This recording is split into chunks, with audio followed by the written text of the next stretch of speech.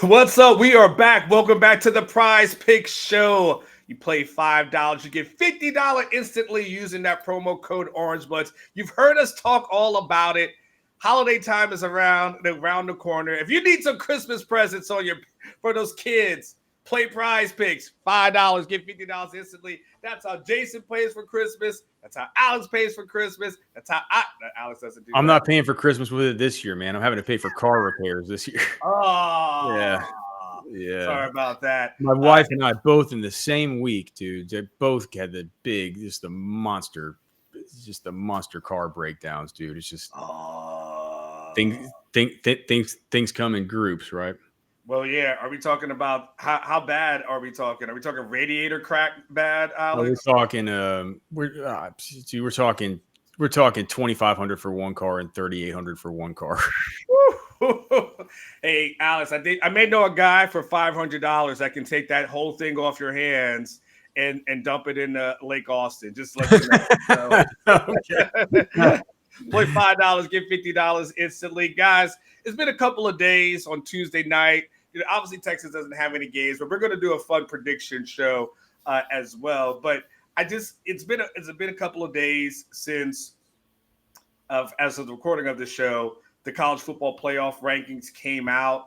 Alex, I'd like to get your just general thoughts on the rankings, and then two, give me your thoughts of where Texas is at in the rankings as well.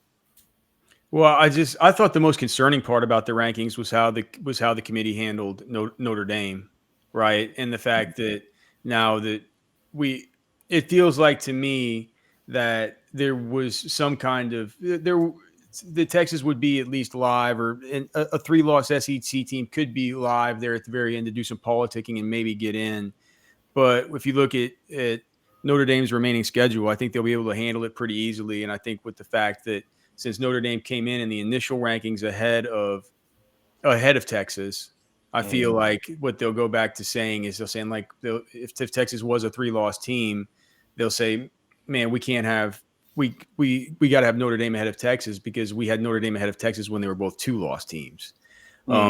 So to me, I look at Notre Dame and I say, okay, so what do we have here? We have two 2-loss teams. One of them has 2 wins versus top 10 opponents. One of them had, they both have kind of weird losses. I mean, Notre Dame's had a loss they've lost to Miami. They lost to was it Miami and USC is their losses? No, A&M. Okay, Miami and A&M. So they both have one loss that's like a top loss, right? And then Texas has a bad loss, whereas their loss is, it's not as bad. It's not as strong a loss as it was looking to start, but it's still a relatively strong loss, right? That's another thing is like, if they care so much about head to head, like why shouldn't Miami at least be closer to Notre Dame or like ahead of them? But I think that, so we care more about the strength of the losses than the strength of the wins on this on the schedule. And if they're looking at this whole new thing like this, I don't believe them whenever they've said that they've integrated all this new fancy strength of schedule stuff and this strength. I don't believe it. I think they're in there just saying like, because if they were, to be honest, man, I don't know if they would have Ohio State at number 1. Yeah, I agree with that. You can make a case for Indiana or even A&M at number 1, honestly, because that feels like an eyeball test number 1, and not some kind of analytic nerds back in the closet telling you what to do number 1. And I understand that's hey, they're the defending champs. They're I've been number 1 all year in the polls. Let's put them number 1. They've been the front runners. They've been number 1 in the polls. I get it. But that to me has a little bit more of a field based than they just acted like they were going to be kind of instituting these things where strength of schedule was going to be put to the forefront and all the rest of it. And it's really the main thing that's stuck in my craw has been the whole Notre Dame thing. It makes me wonder about. I do still think a 3-loss SEC team can be live, but I think that throws a little bit of a spoke in the wheels. Let me play devil's advocate and I yesterday said that I thought Texas would be in this. They were the first team out. I mean, you said Texas loses at Ohio State, right? Notre Dame loses at home to A&M, but those are both losses you can say justify, but you can understand, right? Texas' second loss, I mean, Notre Dame's second loss is to Miami, who's not playing well, but they're still number 18 in the polls. Texas' second loss is to a dismal Florida team. Texas has 2 overtime wins against dismal opponents. I mean, so you got to factor those in. And I know we keep saying, hey, they have 2 top 10 wins. Well, are they really top 10 wins? Neither of those teams is in the top 10 anymore. Well, I mean, then we have to have the discussion of like, do we? I mean, that's obviously we're saying Notre Dame is if we're using that logic, we should say Notre Dame lost to a Miami team that was top 5 in the country. No, we're saying Notre Dame lost to a shitty Miami team. Well, Texas beat an Oklahoma team and a Vanderbilt team that were in the top 10 at the time, but you were kind of talking out of both sides of our mouths there. So I thought about this last night. I didn't know we were going to talk about it today, but I kind of understand the Notre Dame thing when I kind of step back and look at it through those that lens, to use Catch's word. Notre Dame's 2 losses are not as bad as Texas's 2 losses. They don't have the questionable wins, if you will. So I don't love it necessarily. I thought Texas would be in, and I don't like the position it puts Texas in, Alex, like you said, because Notre Dame's almost certainly going to win out, we think, right? But I can kind of understand why the committee did what it did.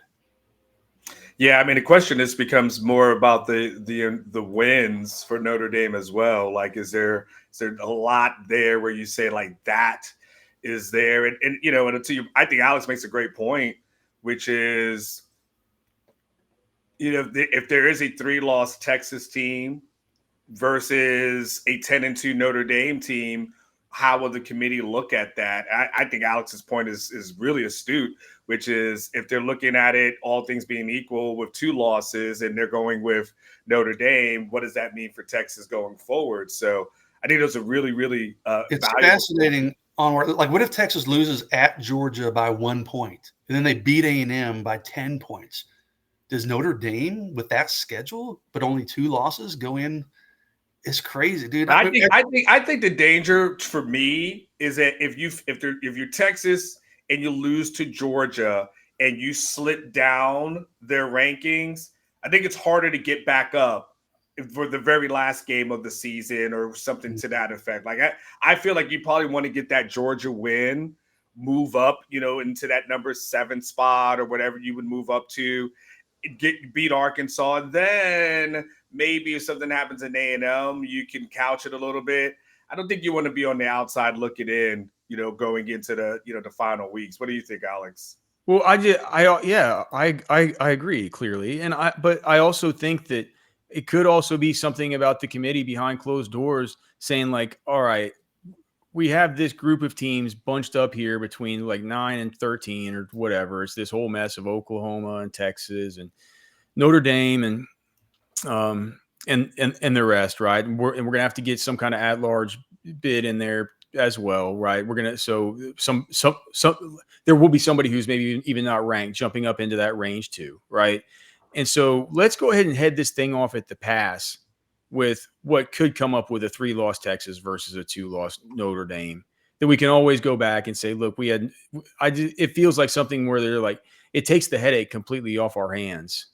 That between 2 iconic brands, 2 fan bases that are going to be very vocal about this, it makes it easy to say, well, we had them first to begin with. So if it's a 3-loss, because if it were the other way around, and it was a 2-loss, if it was like a 2-loss Texas and Texas wins out versus a 3-loss Notre Dame, it wouldn't even matter, right? If Texas wins out, if it's a 2-loss Texas versus a 2-loss Notre Dame, it wouldn't even matter, right? The only thing that could matter, that could be like a sort of a pressure point there for them, is a 3-loss Texas versus a 2-loss Notre Dame. And the fact that they put Notre Dame ahead of Texas to start gives them the ability to just say, look, we're going to head it off at the pass. We're just going to say we had it like this to start. I'm not sure that that's the way that they thought about it, but it does make things easier on the committee to not have to make that tough decision, because it's just like at that point it would be a binary thing. By the way, I don't know if you saw this, Alex, but Mac Rhodes, who is the college football playoff selection committee chair. He was asked about Notre Dame after the selection show on Tuesday, and he was asked specifically that about them not having quality wins, and he was asked, do feelings and eye tests kind of factor into those things, and how do you guys weigh the actual data? And his first sentence was, I think we refer to it as art and science. I think there's an art with watching the team on film and on tape and how good they are. But he also goes on to say, but not any one metric weighed heavily than the other. I think it goes back to, art and science. Well, science is head to head. Science is the math, right? And then art is, well, what do you think?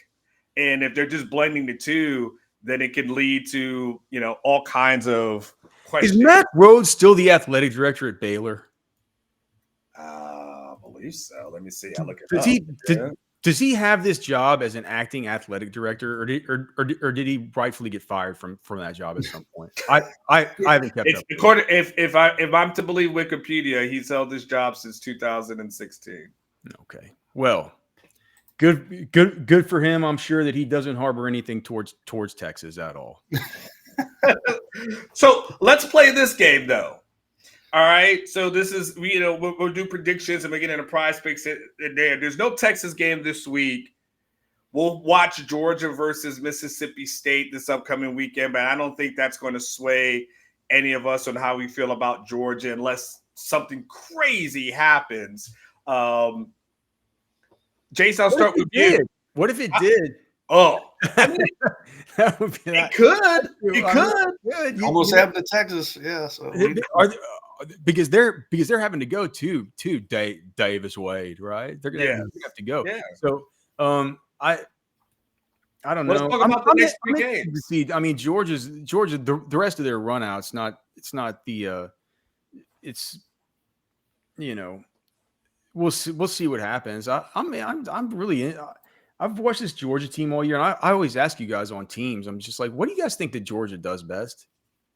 It's like what they do best is they just happen to find ways to win. But I'm just like, how do they do it every week? It's like their pass rush isn't very good. They don't really have too many explosive playmakers on offense. It's a very interesting team to me. I guess they're just really well coached. But I'm always looking at them. I'm like, what is this team's superpower? It's hard to figure out that this year. It's an interesting team to kind of follow and watch. So listen, we made our preseason predictions, Alex, and I think everybody's probably at an 11-1, 10-2-ish kind of realm. We've got 3 games left. If I had to say, hey, walk me through what you think the next 3 games look like for Texas, Alex. Give me all 3. Give me at Georgia, give me Arkansas at home, and then give me Texas A&M.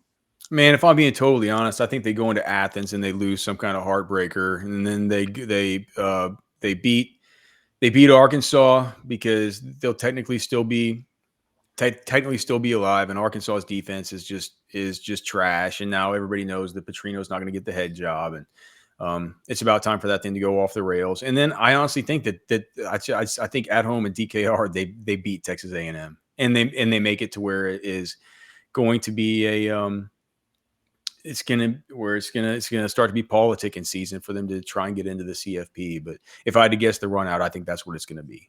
And this is coming from the Alex Dunlap that had A&M number 1 in the SEC Power Poll this week, right? Am I correct? I think it. No, I get it. I mean, they're the lone undefeated. They're the lone undefeated. So I figure they have to be number 1. Wow. Okay, but I put Alabama number 1 only because I felt like Alabama had better wins than A&M. So that's the only reason why I went with that direction. Not knocking you or challenging Alex, but I just kind of added that for my own context. Jason, what about you? If I had to ask you, how do you see these next 3 games going after the bye? What do you think? Basically what this guy just said. I think I'm going that same route. Could they beat Georgia? 100% they can. I mean, Georgia, like Alex said, they're not world beaters, but I think that game's close, but I can't pick Texas over Georgia on the road. Georgia got them twice last year. Until Sark gets over that Kirby Smart hump, I'm going to pick Georgia. For now, that's 2 weeks away. I'm going to reserve my right to change my opinion on that. Arkansas is a dangerous team. I mean, they can score points. If Texas goes into one of these offensive funks, it could be one of these games like, oh my gosh, what's going on here? But I think Texas should win that game. Like Alex said, Arkansas will have nothing to play for. And then you go A&M. And I've got A&M number 2 in my SEC power poll behind Alabama, like you, Anwar. Mm-hmm. But I've been kind of, I hate to say riding A&M's jock because I hate to be associated with that. I've been all year saying, hey, this is a good football team. It's not a Johnny-come-lately thing with me and A&M, kind of like with Vanderbilt. So that's a good football team. I think if they play that game on a neutral field 10 times, I probably pick A&M over Texas 7-ish. But with if this scenario that we just talked about, losing to Georgia in a close game, Texas's backs are against the wall. A&M's not going to have a ton to play for. We heard Ketch say on our postgame show, be the more desperate team. I think there is some truth to that. I think I might take Texas to win that game. Again, that's almost a month away. We reserve the right to change our opinions, but I kind of like the way Alex called it. That's kind of how I see it possibly unfolding as well. And real quick, before we're talking about 2-loss teams, and I meant to, I couldn't get this in earlier because I couldn't get it to pull up. We getting in over a 2-loss Notre Dame or anybody else. Maybe we shouldn't be worried about Notre Dame. We need Texas. If you're a Texas fan, root for Texas Tech to lose to BYU this week. It's in Lubbock. I think Tech's a pretty hefty favorite, like a touchdown favorite, but that would give Tech 2 losses. Texas, I almost certainly would get in over Texas Tech, a 3-loss Texas team over a Texas Tech 2-loss team, I think. And also another one, Oregon doesn't really have any great wins. They beat Penn State, okay, whatever, in overtime, right? They got thumped at home by Indiana. They've got at Iowa this week. They still have USC. They're at Washington. If they stumble anywhere, that could give Oregon 2 losses. I could see a 3-loss Texas team getting in above Oregon too. So we're so hyper-focused on Notre Dame, I get it. But, you need to root against Texas Tech and Oregon as well, Texas fans. Yeah, I mean, I totally hear what you're saying there. Is there a possibility under that scenario, though, if Tech loses and they're in the conference, did they play Cincinnati this year? Tech does not, but I believe BYU still has to play Cincinnati. So they could lose and still go to the Big 12 championship.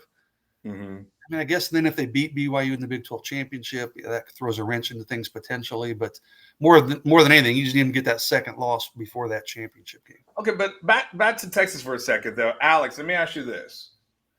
After you did your offensive grades for Texas, the offensive line, you were able to do snack count.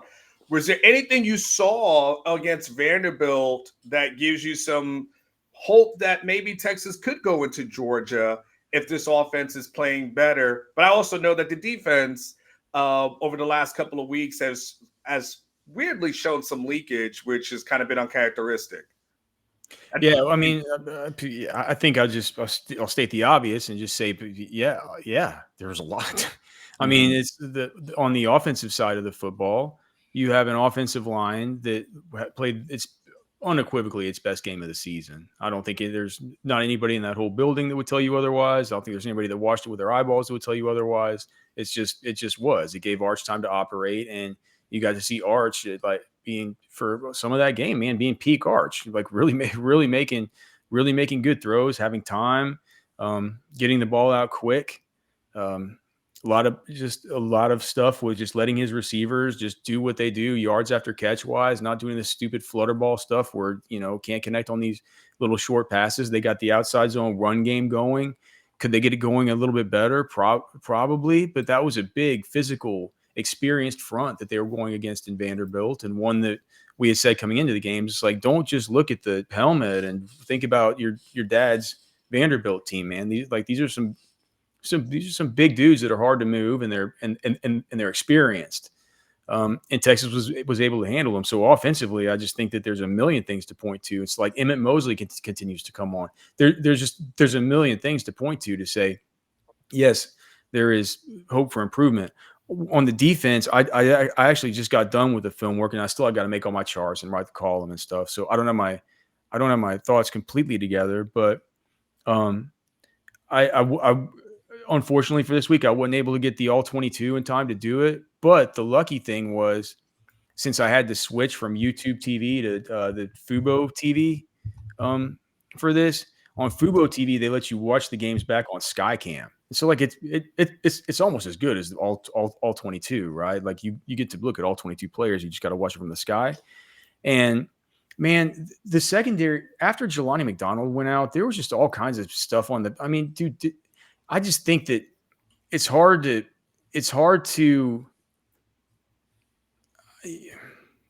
at least in the Vanderbilt game, right? You said recent games. I'm just talking about the Vanderbilt game, looking leaky, stuff like that, right? In the down the stretch there in the second half. I just think with those guys, with the communication issues on the back end, I just don't think if Michael Taft and Jelani McDonald are in that game, they give up the big touchdown down the right sideline to Stowers. That I don't think that Jalen Gilbo passed him off to nobody. And I watched it over and over and over again. And I'm like, okay, was Filsaime responsible here, or was it was Derek Williams supposed to take the inside post? Like it's hard for me to even tell who had the mistake for it. I couldn't even give out the coverage burn, but I just know that was a complete coverage bust. And then you had the other coverage bust on Stowers' other touchdown, and that was Filsaime too. Filsaime was out of position a lot. I'm not sure that you want him being the guy on defense that plays the most snaps of anybody else. So I think defensively, a lot of it had to do with what was going on the back end, and also this. I would like to think that PK, if he gets into another spot where he's so far ahead like this, he doesn't drop back into these prevent-like kind of zone sort of defenses where it feels like they've been having a little bit of trouble defending the middle of the field against crossers and slants and stuff like that. That where guys can, catch the ball 12 yards downfield and run upfield for another 6, and next thing you know, they're knocking on the door to the red zone, and it happens just like that. So I think getting Taft back and getting McDonald back, and we had reported on Saturday night. Looks like McDonald's going to be fine. They're hoping he will be. Sark confirmed that on Monday. Michael Taft should be good to go. It's always been part of the timeline to get him back. In this game, you had both Manny Muhammad and Jalen Gilbo having to leave games. You had Kate Phillips out there and Kobe Black and all the rest of these guys. I think getting that secondary back in working order is going to be something that is going to help Texas. And in a game versus Georgia, they're not going to be messing around with throwing Kobe Black and Warren Roberson and these types of guys out there just to give them a little bit of extra experience. I think they're going to have their starters out there. Hey, Jason, before we just talk about what's on the PrizePicks board, because we don't have to worry about our predictions this week. Next week, when Texas goes into Athens, you have any concern about, I know I talked about the offense, do you have any concern about how Texas has played on the road this season, whether it's the loss to Ohio State, whether it was the loss against Florida, whether it was Kentucky or Mississippi State, right? Do you have any concern them going back to a true road game, how they may perform, or was what you saw last week, even though I was at home, does that give you any confidence it might translate on the road? Those are all at night. Yeah. Yes. Those 4 you mentioned, they're only true road games, right? Obviously Oklahoma and Dallas, but yes. I think that's right. So to answer your question, hell yeah, I've got concerns. Can you rattle off those 4 games? Yeah. So, I hope what we saw on Saturday, especially from that offense and the offensive line, like Alex mentioned, maybe they can kind of build off of that. But now I haven't really thought of that before you said it, Anwar, but at Ohio State, which was fine, right? But Florida, the 3 SEC road games have been some of the worst played games Texas has had all year. So, going into Georgia on the road at night, that's a bit worrisome. But, this team under Sark traditionally has been good on the road, especially when their backs are against the wall. So maybe that kind of balances it out. But, it's certainly worrisome. Alex, we don't have anything from a Texas perspective this week because it's a bye.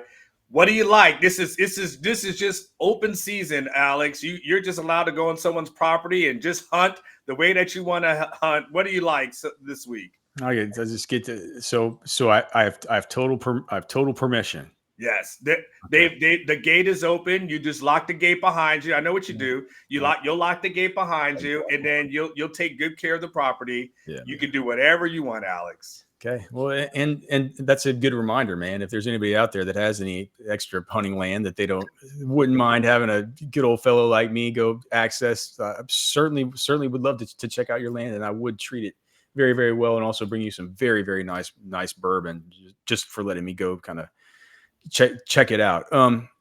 And you can find me on X at Alex Dunlap NFL. The DMs are open. You know what? We laughed at Alex a few years ago, Jason, when he first did that. Until like every year, someone was inviting him to the property. I have made a bunch of great friends. Like I got like 8 or 9 friends. That's awesome. All right, so okay, so a couple things. One, so wait, who is Indy playing this week? I'm just gonna say they're at Penn State. No. Oh, you're talking NFL. I'm sorry, NFL. Yeah, NFL. So that's versus Atlanta. It's actually a tough matchup for opposing tight ends. I was gonna say this one that keeps hitting that it didn't hit last week was the Tyler Warren, the first quarter over for receiving yards. He actually has the most. I think he has either the most receiving yards or the most receptions in the first quarter of NFL games of anybody in the league, and he does not get priced for it every week. He's always at like 7.5 receiving yards in the first quarter. It did not hit last week, but I believe it hit every single week before that. So might go back to the well on that, even though it is the worst matchup for opposing tight ends this week, playing Atlanta. And then the two that I have identified to start the week so far in NFL, these are just projections based, and also maybe a little bit. Maybe it's a little bit of art plus science, like old Mac Rhodes from just up the road here at Baylor says.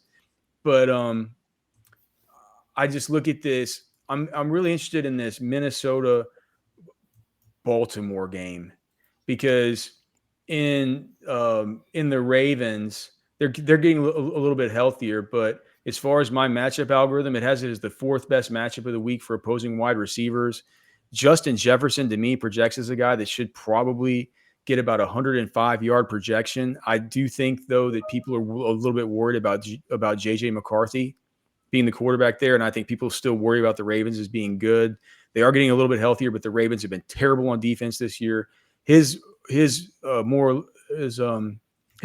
on PrizePicks right now is sitting at 77.5 yards. I think that's 30 yards too low. So I'm going to say Justin Jefferson. In that same game, just a sort of a correlation for a sort of the two teams pushing each other, right?